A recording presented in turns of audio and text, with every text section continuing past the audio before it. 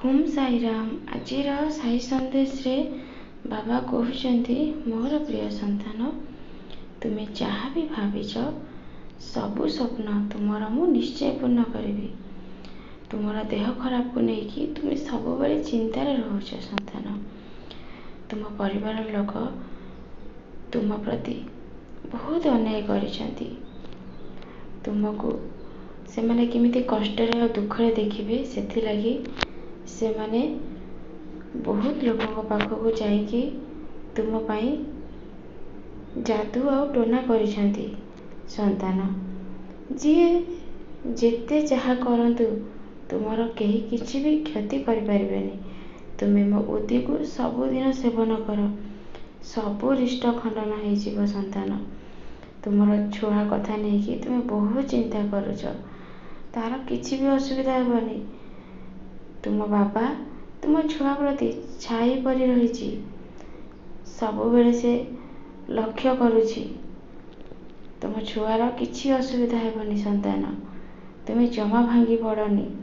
ତୁମେ ସବୁବେଳେ ଚିନ୍ତା କରୁଛ, ବାବା ମୋ ଛୁଆ ଭଲ ମଣିଷ ହେବ ନା, ସେ ଭଲ ପାଠ ପଢ଼ିବ ନା। ସନ୍ତାନ, ମନରେ ସବୁବେଳେ ଭଲ ଭାବନା ରଖ। ତୁମ ଛୁଆ ଭଲ ମଣିଷ ହେବ ଆଉ ଭଲ ପାଠ ପଢ଼ିବ। ତୁମେ ଯଦି ସବୁବେଳେ ନିଜେ ଖୁସିରେ ଆଉ ଆନନ୍ଦରେ ରହିବ, ତୁମ ଜୀବନରେ ତୁମେ ବହୁତ ଆଗକୁ ଯିବ ଆଉ ତୁମ ଜୀବନ ଖୁସି ଆଉ ଆନନ୍ଦରେ କଟିବ। ତୁମେ ଯଦି ସବୁବେଳେ ଚିନ୍ତାରେ ବୁଡ଼ିକି ଯିବ, ବହୁତ କିଛି ଚିନ୍ତା ମନ ଭିତରେ ରଖିବ, ତାହେଲେ ତୁମେ ସବୁଦିନ ଚିନ୍ତାରେ ହିଁ ତୁମ ଜୀବନକୁ କାଟିଦେବ। ସେଥିଲାଗି ତୁମ ହାତରେ ସୁଖ ଆଉ ତୁମ ହାତରେ ଦୁଃଖ। ତୁମେ ଚିନ୍ତା କର, ତୁମେ ହସିବ କି କାନ୍ଦିବ। ତୁମେ କହିବ କି, ବାବା ଯଦି ମୋ ଜୀବନରେ ଦୁଃଖ ଅଛି ତାହେଲେ ମୁଁ କେମିତି ହସିବି। ସନ୍ତାନ, ମନ୍ତ୍ର ଦ୍ୱାରା ସବୁ କିଛି ସମ୍ଭବ ହେଇପାରିବ। ତୁମେ ଯଦି ରାତି 4ଟାରେ ଉଠି ମୋ ମନ୍ତ୍ରକୁ ଜପ କରିବ, ଧୀରେ ଧୀରେ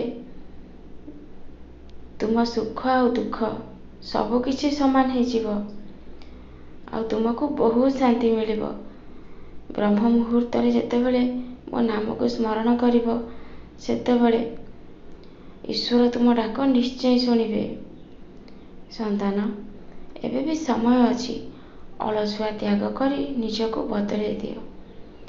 ଚାକିରିର ସମସ୍ୟାକୁ ନେଇ ତୁମେ ସବୁବେଳେ ଚିନ୍ତିତ, ସେଥିଲାଗି ମୁଁ ତୁମକୁ କହୁଛି ସନ୍ତାନ, ମୋର କଷ୍ଟ ନିବାରଣ ମନ୍ତ୍ର ପଢ଼ ଆଉ ମୋର 9 ଦୀପକୁ ଜାଳ। ଦେଖିବ ତୁମର ଚାକିରି ସମସ୍ୟା ବି ଦୂର ହେଇଯିବ, ଦେହ ଖରାପ ବି ଦୂର ହେଇଯିବ।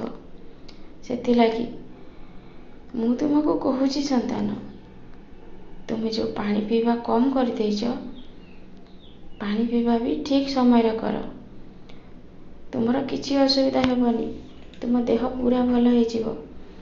ତୁମ ନିଜ କଥା ଟିକେ ଚିନ୍ତା କର। କେବେ ବି ତୁମେ ନିଜ କଥା ଚିନ୍ତା କର ନା, ସବୁବେଳେ ଅନ୍ୟମାନଙ୍କ ପାଇଁ କାର୍ଯ୍ୟରେ ବ୍ୟସ୍ତ ରହୁଛ। ହେଲେ ସେମାନେ କ'ଣ ତୁମ କଥା ଚିନ୍ତା କରୁଛନ୍ତି? ତୁମେ ଯେତେ କାମ କଲେ ବି ସେମାନେ ତୁମକୁ ଅଣଦେଖା କରୁଛନ୍ତି ଆଉ ଛୋଟ କରି କହୁଛନ୍ତି। ସେଥିପ୍ରତି ତୁମେ ଧ୍ୟାନ ଦିଅନି। ତୁମେ ତୁମର କର୍ତ୍ତବ୍ୟ କରୁଛ। ମୁଁ ସବୁ ବସି ଏଇଠି ଦେଖୁଛି ସନ୍ତାନ। ମୁଁ ବହୁତ ଖୁସି ତୁମ ଉପରେ ଅଛି ସନ୍ତାନ। ଆଜିକାଲି ତୁମ ପରି ମଣିଷଟିଏ ମିଳିବା ବହୁତ କମ୍। ତୁମେ ବହୁତ ଭଲ ସନ୍ତାନ। ମୋ ଆଶୀର୍ବାଦ ସବୁବେଳେ ତୁମ ଉପରେ ଅଛି। ବହୁତ ଖୁସିରେ ରହିବ, ବହୁତ ଆଗକୁ ଯିବ, ବହୁତ ନାଁ କରିବ ସନ୍ତାନ। ଖୁସିରେ ରୁହ।